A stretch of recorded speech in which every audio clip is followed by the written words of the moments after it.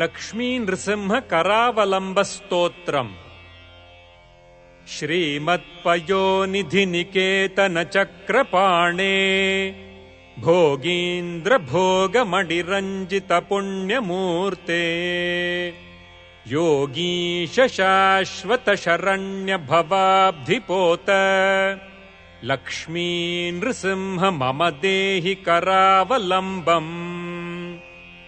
ब्रह्मेन्द्र रुद्र मरुदर्क किरीट कोटि संघट्टितांघ्रि कमलामलकान्तिकान्त लक्ष्मीलसत्कुच सरोरुह राजहंस लक्ष्मी नृसिंह मम देहि करावलम्बम्। संसारदावदहनातुरभीकरोरुज्ज्वालाबलीभिरतिदग्धतनूरुहस्य त्वत्पादपद्मसरसी शरणागतस्य लक्ष्मी नृसिंह मम देहि करावलम्बम्।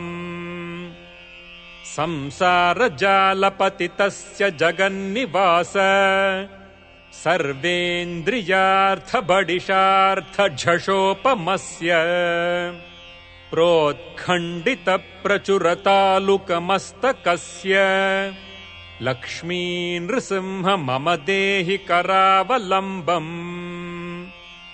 संसारकूपमतिघोरमगाधमूलम् सम्प्राप्य दुःखशतसर्पसमाकुलस्य दीनस्य देवकृपणापदमागतस्य लक्ष्मी नृसिंह मम देहि करावलम्बम्। संसारभीकरकरीन्द्रकराभिघात निष्पिष्टमर्मवपुषः सकलार्तिनाश प्राणप्रयाण भवभीतिसमाकुलस्य लक्ष्मी नृसिंह मम देहि करावलम्बम्। संसारसर्पघनवक्त्रभयोग्रतीव्रदंष्ट्राकरालविषदग्धविनष्टमूर्तेः नागारिवाहनसुधाब्धिनिवास शौरे लक्ष्मी नृसिंह मम देहि करावलम्बम्। संसारवृक्षमघबीजमनन्तकर्म शाखाशतङ्करणपत्रमनङ्गपुष्पम् आरुह्य दुःखफलितम् पततो दयाळो लक्ष्मी नृसिंह मम देहि करावलम्बम्।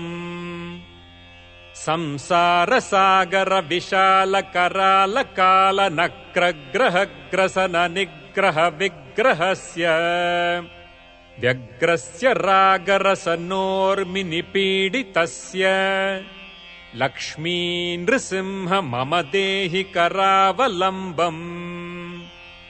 संसारसागरनिमज्जनमुह्यमानम् दीनं विलोकय विभो करुणानिधे माम्।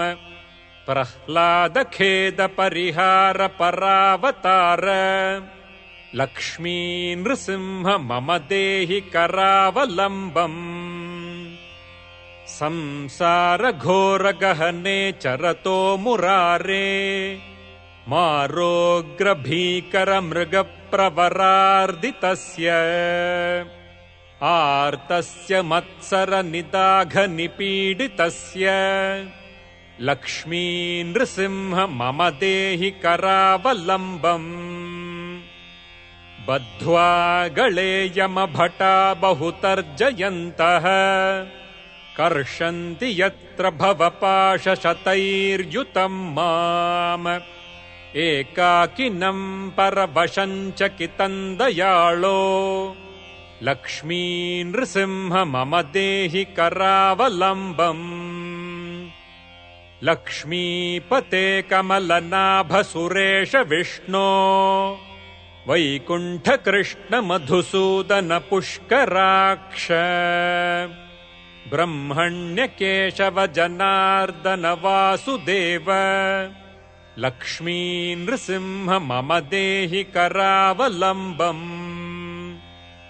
एकेन चक्रमपरेण करेण शङ्खमन्येन सिन्धुतनयामवलम्ब्य तिष्ठन् वामेतरेण वरदाभयपद्मचिह्नम् लक्ष्मी नृसिंह मम देहि करावलम्बम्